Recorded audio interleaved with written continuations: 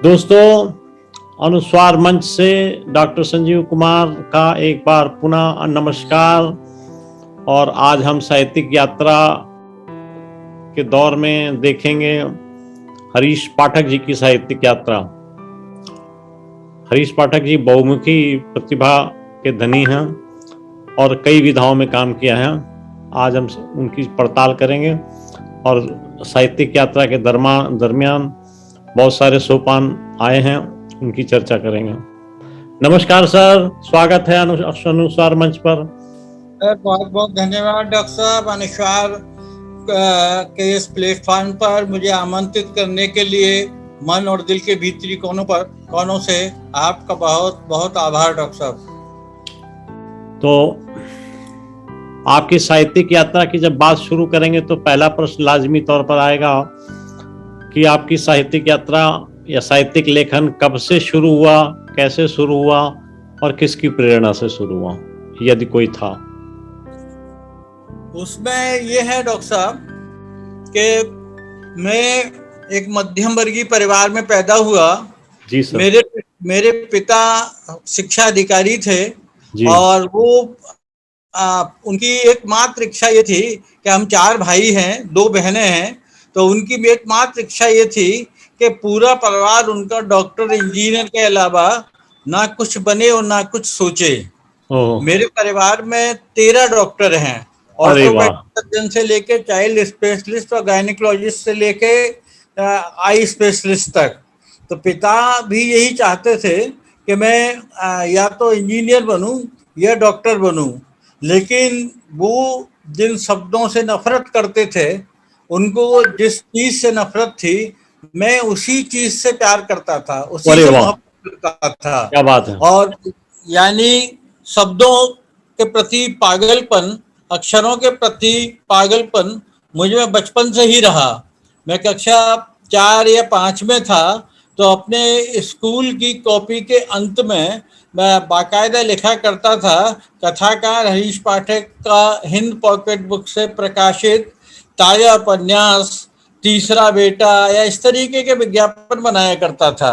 लेकिन जब पिता को इस तरीके की चीजें पता चली और मेरी लोकल वहाँ के दैनिक भास्कर और स्वदेश में कहानियां वगैरह छपने लगी, कक्षा 8 और 9 से ही कहानियां लिखने की मेरे को आदत थी। और मैं जो मेरा कमरा था उसमें किवाड़ बंद करके, और चूंकि मैं मेरे आसपास का जो वातावरण था, मेरे कॉलेज का स्कूल का जो वातावरण था, वहाँ SFI का गढ़ था, वो स्टूडेंट फेडरेशन ऑफ इंडिया। तो मेरे जितने भी मित्र थे, बादल सरोज, शैलेंद्र सैली आज CPM के बड़े नेता हैं, स्टेट सेक्रेटरी से लेके बड़े बड़े पदों पर रहे हैं। तो वो सबसे, और मैंने एंटोन चेखव से लेके हार्वर्ड फार्स से लेके अग्नि दीक्षा और मेरे विश्वविद्यालय मैक्सिम गोर्की, ये सब मैं पढ़ा करता था। लेकिन जब मेरी कहानियां वगैरह छपने लगी तो प्रताड़ना का एक ऐसा दौर आया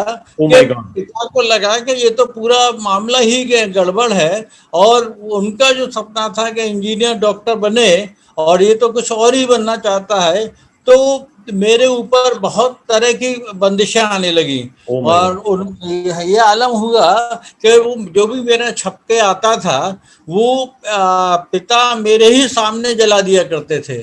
ओह माय गॉड। मेरी जो चिट्ठियां आती थी बाहर से, और तब लिफाफे में रचनाएं जाती थी, 25 पैसे से लेकर 40 पैसे तक में कहानी चली जाती थी। तो मैं कहीं ना कहीं से किसी घर के लिए कोई सामान मंगाया तो उसमें 40 पैसे बचा लिए ताकि कहानी बेच सकूं। तो वो सब मैं किया करता था। लेकिन जब इस तरीके की चीजें बढ़ने लगी तो घर चूंकि बहुत मिडिल क्लास फैमिली थी, तो कभी पानी भरने की जिम्मेदारी मेरे को आती थी बाहर के नल से, कभी कुछ आती थी। तो उन्हीं दोनों समांतर कथा आंदोलन बहुत तेजी पे था, और ग्वालियर में एक समांतर कथाकार मंच बना हुआ था। तो उसकी इंडियन कॉफी हाउस में गोष्ठी हुआ करती थी, और वहाँ के अखबारों में छपा करता था कि आज समांतर कथाकार मंच की इंडियन कॉफी हाउस में 4 बजे गोष्ठी। तो एक दिन मैं उसमें जैसी गोष्ठी शुरू हो रही थी तो मैं गया वहां और मैंने कहा कि क्या मैं इस गोष्ठी में शामिल हो सकता हूँ। तो उन्होंने पूछा, लोगों ने कहा आपका नाम क्या है? तो मैंने कहा हरीश कुमार पाठक। तो बोले मैंने कहा मैं एक पाठक के तौर पर ही, श्रोता के तौर पर इसमें शामिल होना चाहता हूँ, और मैं उसमें शामिल हो गया। जी। बाद में वो समानांतर कथाकार मंच जो है उसका मैं कर्ता धर्ता बन गया। अरे वाह। और उसमें मैं कहानी का वो सब रहता था।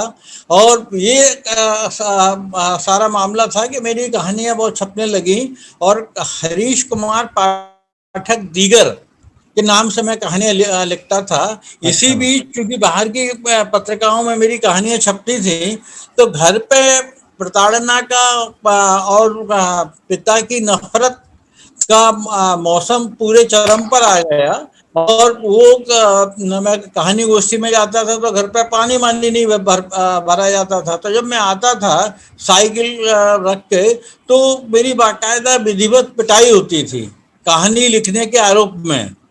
और बीएससी फर्स्ट ईयर तक ये आलम रहा। और बाद में मेरी कहानियों में पिता प्रतिनायक के तौर पर, खलनायक तो नहीं कहूंगा, प्रतिनायक के तौर पर उभरते थे। तो इसी बीच मेरा कमलेश्वर से संपर्क हुआ।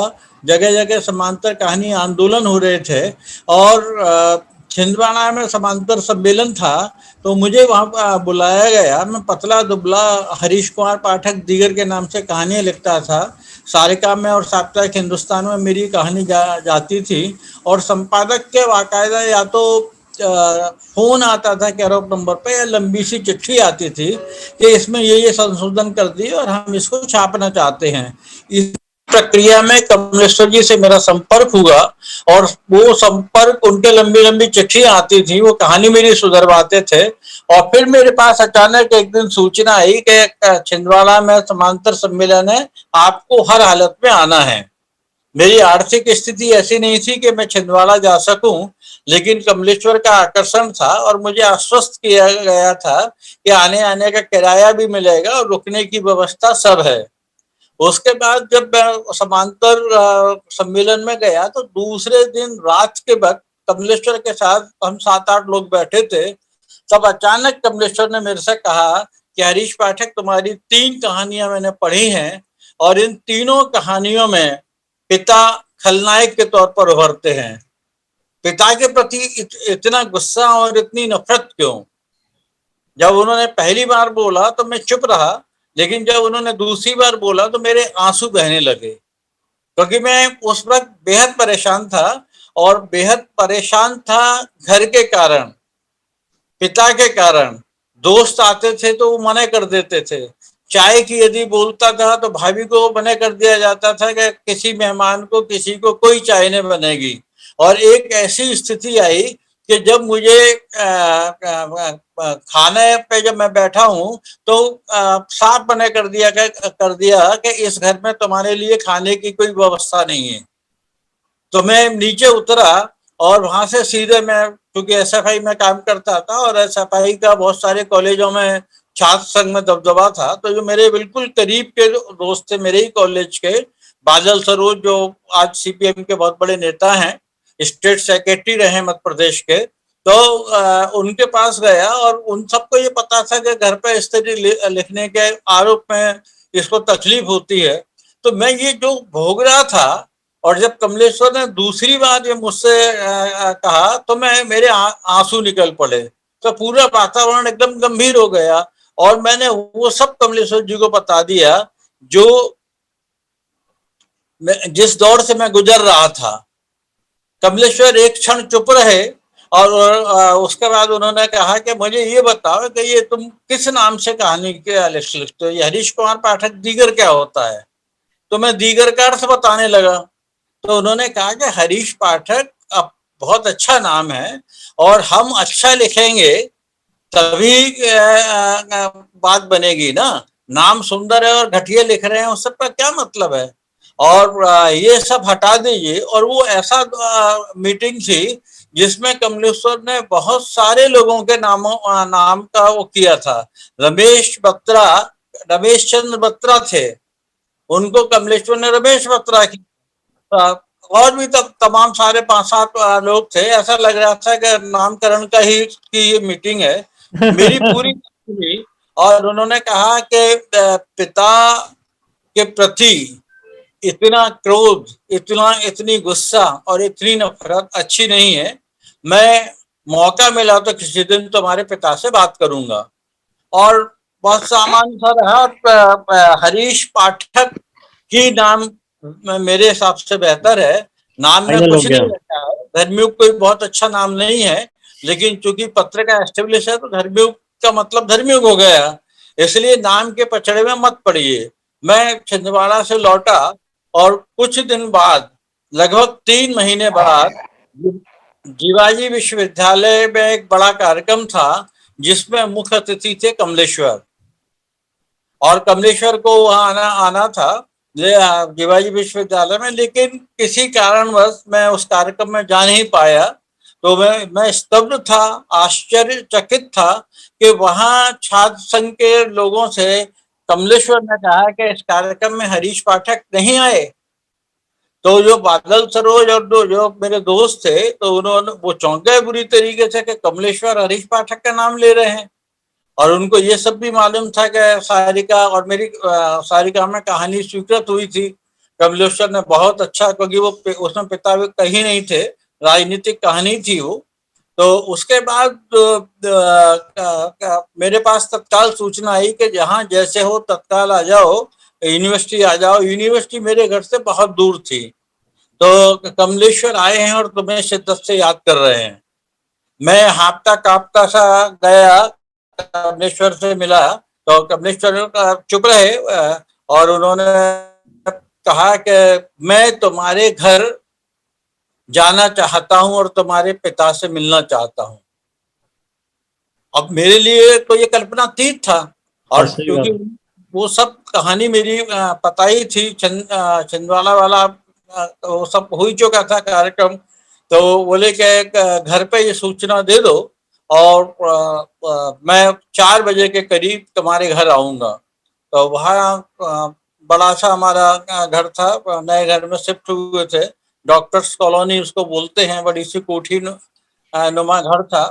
तो उसके बाद मैंने पिता को बोला कि कमलेश्वर जी आए हैं, वो आपसे मिलना चाहते हैं। तो एकदम चौंक तो बोले कि कमलेश्वर, मास का दरिया के लेखक। तो मैं एकदम सन्नाटे में आ गया। तो बोले कि वो तो बहुत बड़े लेखक हैं, संपादक हैं। तो मैंने कहा है कि वो आपसे मिलने की इच्छा रखते हैं। और यूनिवर्सिटी के कुछ छात्र नेताओं के साथ ठीक 4:05 पर कमलेश्वर मेरे घर आए, मेरे पिता से मिले और उन्होंने एक बात पिता से लगभग 2-3 बार कही, नंबर का बेटा पैसा नहीं कमाएगा जो आपके इंजीनियर डॉक्टर बेटे कमाएंगे, लेकिन यश इतना कमाएगा कि उसकी पूर्ति आपका कोई बेटा नहीं कर पाएगा। और मैं आपको ये विश्वास दिलाता हूं कि ये लड़का भूखों नहीं मरेगा। कहानी और इसका लेखन इसे जिंदा रखेगा। उस क्षण को याद करके आज भी मैं स्तब्ध हो जाता हूं और मेरे रोंगटे खड़े हो जाते हैं। और कमलेश्वर लगभग 12 या 15 मिनट के करीब मेरे घर रहे होंगे, लेकिन वो ऐसा जादुई सारा मामला था कि उसके बाद जो प्रताड़ना का सत्र था वो लगभग न्यून हो गया। अरे लेकिन और कमलेश्वर ने एक बात मुझसे कही थी कि जब तक बीएससी ना कर लो, बीएससी किया हुआ है मैंने, तो बोले जब तक बीएससी ना कर लो तब तक ग्वालियर मत छोड़ना, क्योंकि बगैर ग्रेजुएशन के कहीं नौकरी नहीं मिलेगी। नौकरी तो तुम्हें आज मिल जाए, सारिका के दरवाजे खुले हुए हैं, लेकिन टाइम्स ऑफ इंडिया में नौकरी की न्यूनतम शर्त ग्रेजुएशन है। और यह बात मैंने मानी भी। और मैं तब तक ग्वालियर रहा जब मैं ग्रेजुएट हो गया।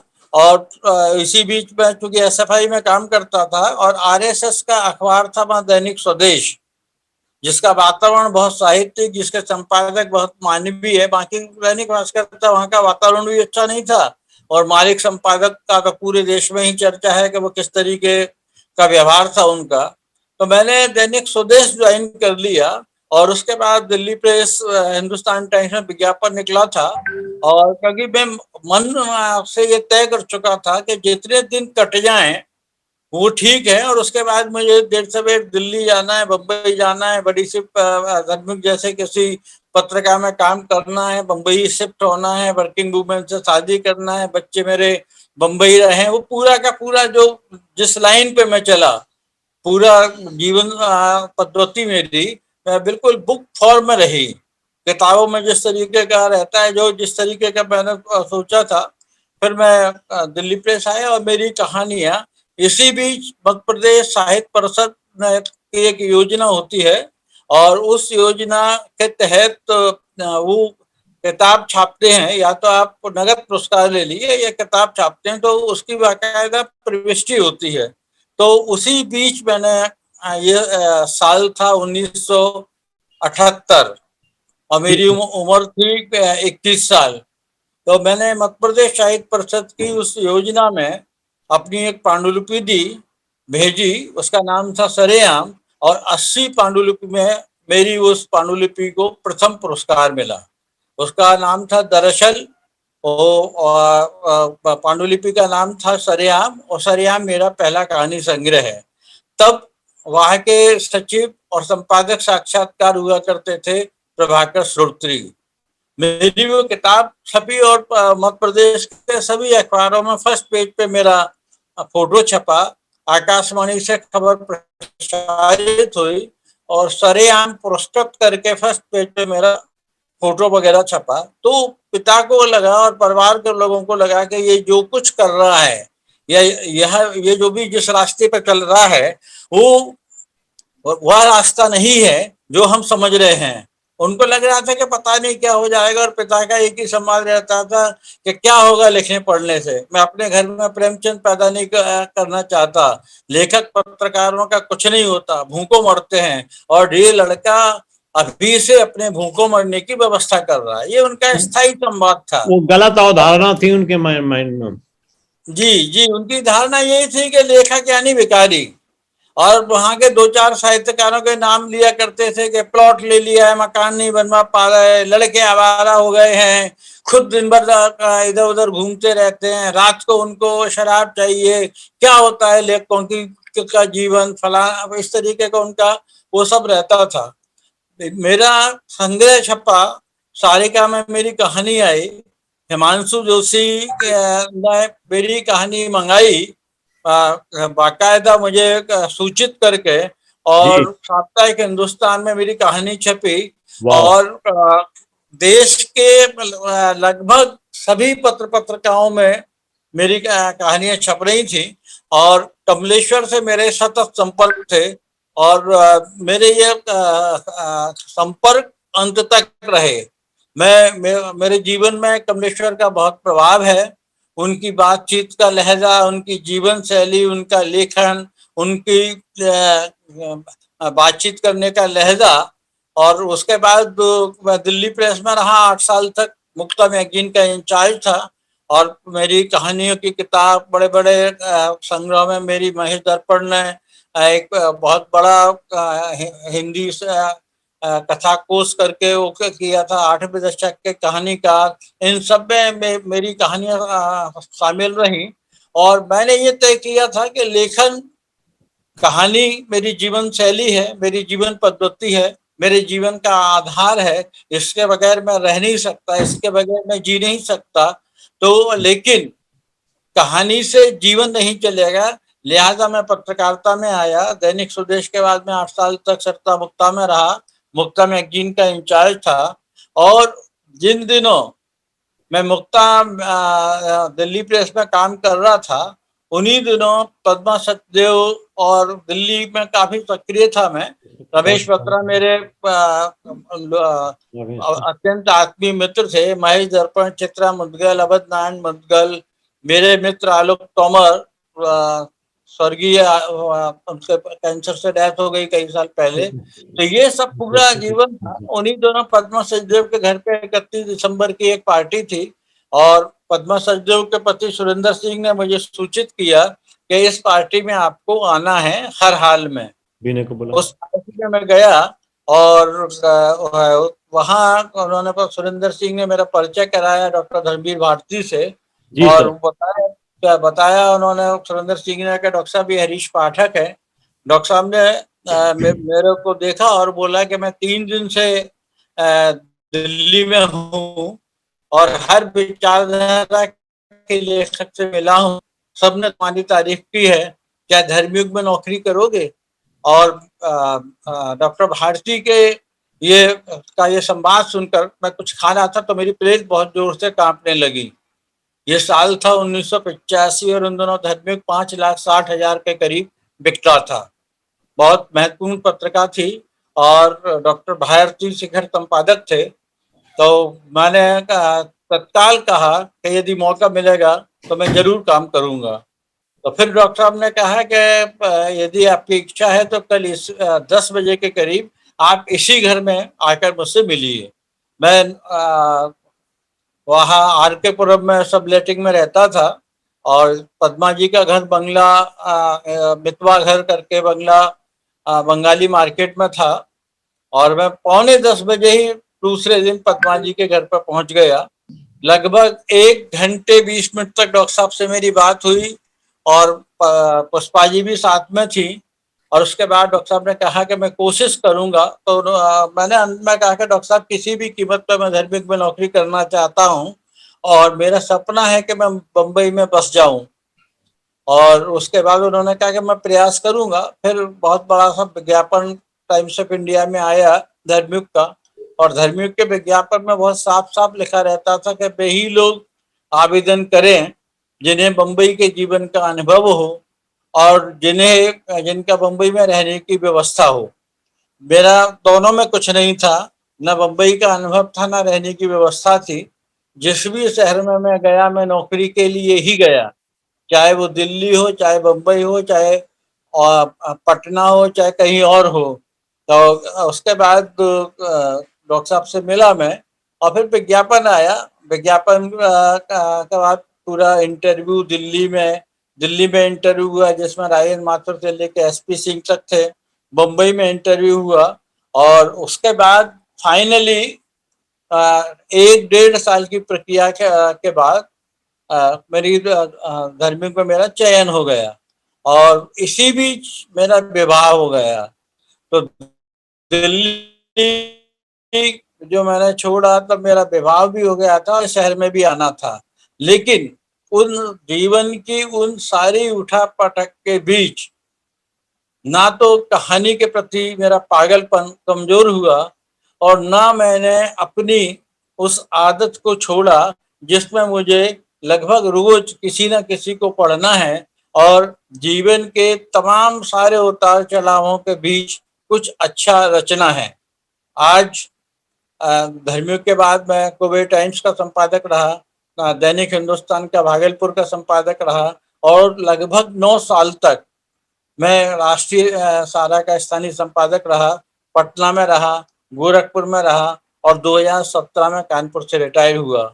आज बहुत गर्व और गर्व के साथ मैं कहता हूं कि ना पत्रकारिता के प्रति मेरा उत्साह कमजोर हुआ है और ना ही लेखन के प्रति।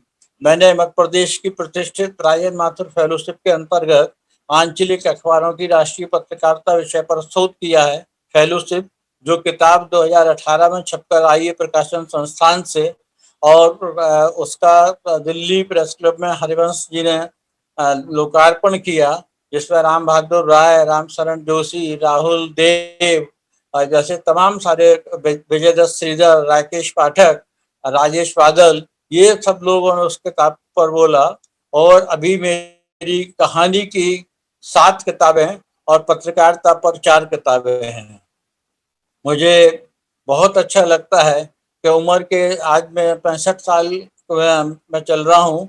मुझे बहुत अच्छा लगता है कि जो सपना मेरी आंखों ने ग्वालियर की तंग और अंधेरी गलियों में देखा था वो बम्बई की उजाश और उजले स्थान पे पल्लवित और आगे बढ़ा। और आज भी मुझे सतत लिखना बहुत अच्छा लगता है मेरी नया कहानी संग्रह तैयार है।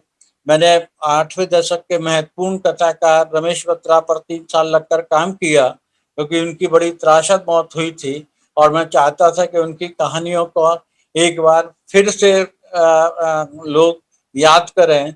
और उन पर 2 किताबें 2018 में आई है। उनकी 24 कहानियों का संग्रह कत्ल की रात मैंने संपादित किया है, और त्रासदी का बादशाह जो किताब जिसमें रमेश बत्रा पर लगभग 40 के करीब लेखे उसको वरिष्ठ व्यंगकार प्रेम जन्मेजय ने संपादित किया है। ये दोनों किताबें प्लेग प्रकाशन से आई हैं, और इन दिनों में राजनेता और अभिनेता राज बब्बर पे किताब तैयार कर रहा हूँ। लेकिन जिंदगी के तमाम मोड़ों से गुजरते हुए भी कहानी के प्रति ना मेरा उत्साह कम हुआ है और ना उसके प्रति मेरा लगाव। मुझे उम्मीद है कि कुछ मैं ऐसा रचूंगा, कहानी कुछ इस तरीके के लिखूंगा ताकि अरसे तक लोग मुझे याद करते रहें। हमने कहा मैथिली शरण गुप्त ने लिखा था, मरो परंतु यूं मरो की याद जो करें सभी। तो आपका अच्छा है। बड़ी कष्टपूर्ण संघर्षपूर्ण जिंदगी रही, विशेष करके वो पूर्वार्ध में, लेकिन आपने हिम्मत नहीं खोई। और बड़ी इंटरेस्टिंग चीज ये बता दूं मैं आपको कि यही मेरे साथ हुआ। अच्छा। हाँ, हमारे पिताश्री जो हैं वो डेडली अगेंस्ट थे लिखने के। तो किसी तरीके से वो डांट डूट करके हमको दूर रखने की कोशिश करते थे कि मत लिखा करो। लेकिन अपने को तो क्या जुनून होता है, कहाँ दिल जले को सुकून चाहिए, जुनू के लिए बस जुनू चाहिए, तो लिख रहे हैं दनादन। एक दिन उन्होंने मेरी पोटली उठा ली। पोटली में कम से कम 1000-1200 पन्ने का काम था। एक पूरा महाकाव्य ही था सावित्री के ऊपर जी। तो उन्होंने उसको उठाया, आंगन में रखा, मिट्टी का तेल डाला और आग लगा दी।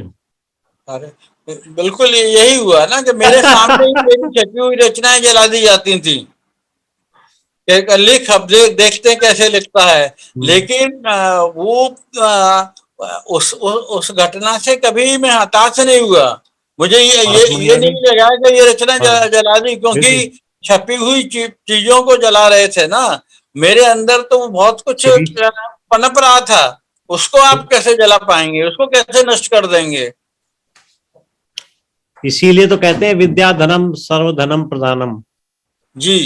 तो विद्या कोई आपके दिमाग से थोड़ी निकाल के बाहर कर सकता है। बिल्कुल बिल्कुल संभव ही नहीं है। और फिर जिस चीज में दिल लग जाए, जिस रम जाए, वही राम है। बिल्कुल बिल्कुल। और आपने तो काफी संघर्ष के साथ साथ अपने जीवट के साथ साथ सारा कुछ अचीव किया है। तो सबसे पहले तो मैं इस बात के लिए बधाई देता हूँ। धन्यवाद सर। और उसके बाद मैं आपसे पूछना चाहूंगा कि आपका रचना संसार क्या है, कितनी पुस्तकें किस विधा में है, क्योंकि आपने कई विधाओं पे काम किया है। मेरी 7 कहानी संग्रह है और 4 पत्रकारिता पे हैं। कुल 11 किताबें हैं। और अभी मैं क्योंकि मैं दोनों धाराओं में चलता हूँ, पत्रकारिता में भी चलता हूँ और साहित्य में भी चलता हूँ। तो अभी मैं अभिनेता सांसद राज बब्बर पे किताब तैयार कर रहा हूँ, जो बहुत जल्दी आएगी। और मेरा लगातार लिखना चलता रहता है। मैं फेसबुक से लेके और लिटफेस्ट वगैरह, लोगों का प्यार है कि मुझे तमाम सारे कार्यक्रमों में बुलाया जाता है। और यहाँ बंबई में मैं एक सुने कहानी करके कार्यक्रम चलाता हूँ। तो मेरी ये इच्छा रहती है कि जैसे गुजराती है या मराठी है, इसमें कहानी वाचन की परंपरा बहुत पुरानी है और टिकट खरीद के लोग कहानी सुनने आते हैं। तो मेरी ये इच्छा है कि हिंदी में ऐसा क्यों नहीं हो सकता। बिल्कुल हो तो सकता मैंने आफ्टर रिटायरमेंट ये काम शुरू किया, बहुत दिनों से मेरे दिमाग में था। और इसके 9 के करीब कार्यक्रम हो चुके हैं। और आपको आश्चर्य होगा कि बम्बई जैसी की जगह पे कहानी सुनने के लिए न्यूनतम 150 और अधिकतम 225 लोग आते हैं।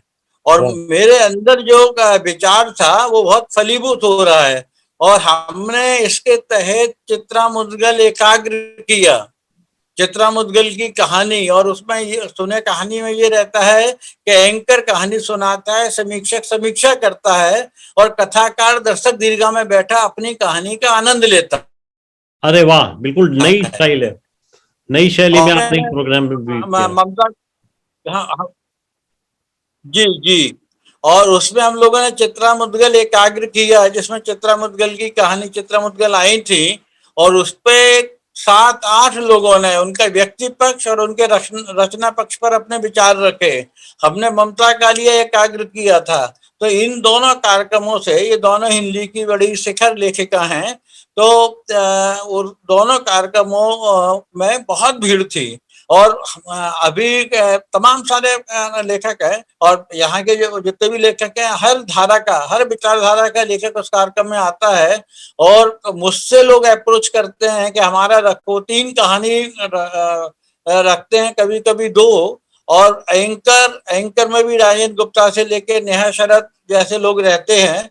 और कथाकार में भी असगर बजाज, चित्रा मुद्गल, ममता कालिया, उर्मिला शरीश, ये जितने भी गीताश्री, तो इस तरीके के जो भी लोग हैं वो कार्यक्रम में आए हैं। उन्होंने अपनी कहानी को सुना है, और बाद में उनका वक्तव्य होता है। तो मेरा यही है कि ये इस कार्यक्रम को और व्यापक रूप से करना चाहता हूँ। चाहना तो मेरी ये है कि मैं ऐसी स्थिति ला दूं कि हिंदी कहानी को टिकट खरीद कर लोग सुनने आए, और वो दिन मेरे लिए सबसे महत्वपूर्ण होगा। और यही है कि मैं हर क्षण हर पल किस तरीके से बेहतर लिखा जाए और बेहतर किया जाए, क्योंकि रिटायरमेंट के बाद सारा सब कुछ केवल लिखने का ही है। मेरे पास बहुत ऑफर थे, सहारा में एक्सटेंशन देना चाहते थे लोग, लेकिन मैंने तय किया था कि 60 साल के बाद एक दिन भी नौकरी नहीं करूंगा, और बाकी बचा जीवन सिर्फ और सिर्फ कहानी के लिए समर्पित करूंगा। और उसी लाइन पर, उसी धारा में मैं चल भी रहा हूँ। सर जी, आपको बड़ा आश्चर्य होगा कि मैंने 56 साल में वीआरएस इसीलिए ली कि मैं 10 साल कम से कम सेवा करूंगा। आपकी और हमारी बहुत सी चीजें मिलती जुलती हैं। बिल्कुल सर, बिल्कुल सर। जी जी जी अब जी आप 2 रूपों में काम किए हैं, पत्रकार और साहित्यकार दोनों। जी। आपके अनुभव के आधार पर इन दोनों के बीच में अंतर संबंध कैसा है? दोनों में अंतर, एक तो दोनों धाराएं एकदम अलग है। पत्रकारिता 24 घंटे की नौकरी है, और चूंकि मैं संपादक रहा हूँ 42 साल की पत्रकारिता में, 21 साल तक संपादक रहा, तो संपादक की नौकरी तो 24 घंटे की नौकरी होती है। ठीक बात है। और दैनिक अखबार का संपादक का तो आलम ये होता है कि जब तक छप नहीं जाता अखबार, पता नहीं किस क्षण में, और मैं ऐसी जगह 7 साल तक रहा, 4 साल पटना में और 3 साल भागलपुर में, बिहार में। और एक दौर में तो उस दौर में रहा जब 2001 से 2004 दैनिक हिंदुस्तान के भागलपुर का समन्वय संपादक था। तब वहां अपराध भी चरम पे था और तकलीफें भी चरम पे थी। तो पत्रकारिता जो है वो आप में सजगता, सक्रियता लाती है, और अपने टैलेंट का ऐसा बैरोमीटर है जिसमें तुरंत आप खाना खा रहे हैं और अचानक स्क्रीन पे पता चला कि बाबा रामदेव को पुलिस ले गई है, तो थाली सरका के आप इसमें लग जाएंगे कि ये खबर फर्स्ट पेज पे कैसे, कितनी जल्दी, क्योंकि टाइम के साथ चलता है दैनिक अखबार, तो उस पर तो आपकी योग्यता और दक्षता इसी में है कि आप 300 में से वो 3 अच्छी सी खबरें चुने जिनको पाठक, हरीश पाठक नहीं, अखबार का पाठक पसंद करे और आपका अखबार खरीदे। और बिहार में तो ये प्रतिस्पर्धा बहुत तेज है, और चूंकि वो मल्टी एडिशन की प्रथा है, वहां 1 घंटे बाद 20 पेज का अखबार, उसमें से 16 पन्ने नए होते हैं, 4 पेज पुराने होते हैं, संपादकीय, स्पोर्ट, फीचर जैसे लेके, तो वहां तो बहुत मुश्किल वाला मामला रहता है। लेकिन मुझे 7 साल तक बिहार में 2 सत्रों में काम करने का अनुभव मिला। तो दोनों धारा एकदम अलग है। पत्रकारिता जो है वो 24 घंटे का मामला है। वहां आपको जनता की नब्ज को पकड़ना होता है, खासतौर पर संपादक को। जी। और यदि आप अखबार बेहतर नहीं निकाल पाए तो बदलने में कितना टाइम लगता है। प्रबंधन तो 10 मिनट। और आजकल जो सिस्टम है उसमें अखबार छपता कहीं है, बिकता कहीं है, बनता कहीं है, पढ़ा जाता कहीं है। पहली जैसी व्यवस्था तो है ही नहीं। एक कंप्यूटर में सब कुछ रहता है। दूर दराज का संवाददाता है, अपने घर में लैपटॉप लेके बैठा है और दिन भर वो खबरें जुटाता है, रात को भेज देता है। तो और यहाँ तक साहित्य का मामला है, वो एक भावुक जमीन है, संवेदना का मामला है, वो एकांत चाहता है, वो तसल्ली चाहता है। तो दोनों विपरीत धारा हैं, लेकिन मुझ जैसे लोग पत्रकारिता से ऊर्जा पाते हैं। उसमें जो विविध आयामी चीजें हैं, हत्या, बलात्कार, धर्म, धर्म के प्रति आस्था, ये राजनीति की कुरूपता, तो ये सब रिश्तों का अंधापन, ये सब पत्रकारिता में आप अपनी आंखों से देखते हैं। तो मुझ जैसे व्यक्ति के लिए पत्रकारिता खाद बीज का काम करती है लेखन के लिए। क्योंकि आप घर के एकांत में कितना सोच पाएंगे, लेकिन पत्रकारिता आपको ऐसे अनुभवों के जंगल में भटका देती है कि वहां से कुछ चुनकर आप कागज पर उतार सकते हैं और बेहतर रच सकते हैं। इसलिए दोनों धाराएं अलग हैं, लेकिन उनके अंतर संबंध एक है। वहां पत्रकारिता से महसूस करके, अनुभव लेकर आप कहानी को कागज पर उतार सकते हैं। इसलिए दोनों में गहरा और बड़ा आत्मीय रिश्ता है। आपके जो कहानियां हैं या लेख हैं, उनमें विषय वस्तु का चयन कैसे करते हैं और पात्रों का चयन कैसे करते हैं? कितने वास्तविक पात्र होते तो हैं, बहुत कितने? सारे जीवन से ही उठाए जाते हैं, और कहानी मेरे लिए कल्पना लोक नहीं है, जीवन से उठाई गई कहानियां हैं। जो हमने देखा है, जो हमने भोगा है, उसी को मैं कहानी का आधार बनाता हूँ। मेरी कहानियों के पात्र जो है वो बिल्कुल बोलते हुए और जीते हुए रहते हैं। और मैं बहुत कम कहानियां लिखता हूँ, लेकिन उसका होमवर्क बहुत तेज रहता है। बहुत लंबा लंबा 8-8 साल, 15-15 साल कहानी का प्लॉट आ जाता है, लेकिन वो पकती रहती है दिमाग में। और उसको कितनी तरीके से लिया जाता है। जैसे एक मेरी कहानी है अंतिम किस्त। उसमें जब मैं दिल्ली में था तो आर के पुरम में रहता था, बगल में संगम टॉकीज थी। तो वहाँ आसपास होटल थे, तो मैं खाना खाने जाता था। तो मैं देखता था कि एक सफेद कपड़ा लिए टॉकीज के जीने पे लड़का बैठा रहता है, और दूसरा लड़का हाथ में माला लिए कुछ दूरी पे बैठा रहता है। और जैसे ही फिल्म खत्म होती है, वो दोनों लड़के गायब हो जाते हैं। एक दिन मैंने देखा कि एक सफेद कपड़े में लिपटी हुई लाश जैसी कोई चीज रखी है, और वो जो लड़का जिसके हाथ में माला थी, वो उसके घुटनों में सिर दिए हुए बैठा हुआ है, और माला उस सफेद कपड़े पे लिपटी हुई है। मैं बुरी तरीके से चौंक गया। तो ये लगा ये लड़के तो रोज मेरे को यहाँ टकराते हैं। तो मेरे दिमाग में कहानी के रोटी के लिए मरने का नाटक करते हैं और रोज रोज मरते हैं। तो ये पूरी कहानी मेरे घूमी, लेकिन उसको प्रस्तुत करने का, ये इस स्थिति में वे लड़के आए कैसे। तो वो 12-13-14 साल तक फिर मैं बिहार गया। तो वहाँ बंदूक कारखाना था मुंगेर में, वो बंद हो रहा था, और जो वहाँ के कार्यरत कर्मचारी थे, उनके बेटे अपराधी बन गए थे, और रोटी के लिए कोई दिल्ली चला गया था, कोई कहीं। तो वो सब समेट के मैंने कहानी लिखी अंतिम किस्त। वो मेरी बहुत चर्चित, बहुचर्चित, बहुप्रशंसित कहानी है। कथा देश में छपी थी वो। तो वो सब प्लॉट वहां पे उनका एक दोस्त होता है, और वो जमीन पर भगवान बनाता है और बगल में बैठ जाता है, और जो सिक्के आते हैं उनको ले आता है। तो ये भी रियल कैरेक्टर है। वो भी मैंने अपने उससे देखा। तो मेरी जो कहानी के पात्र हैं वो कल्पना लोक से नहीं आते, वो जीवन की भीषण विसंगतियों से, दुर्विसंधियों से उभर कर आते हैं। और उसके लिए मैं बाकायदा मेहनत करता हूँ। मैं रोज रोज कहानी नहीं लिखता, मैं साल में 3 कहानी नहीं लिखता, मैं 12 साल तक कोई पड़ा रहेगा। मेरी पूरी लाइफ में अभी 36 कहानियां हैं।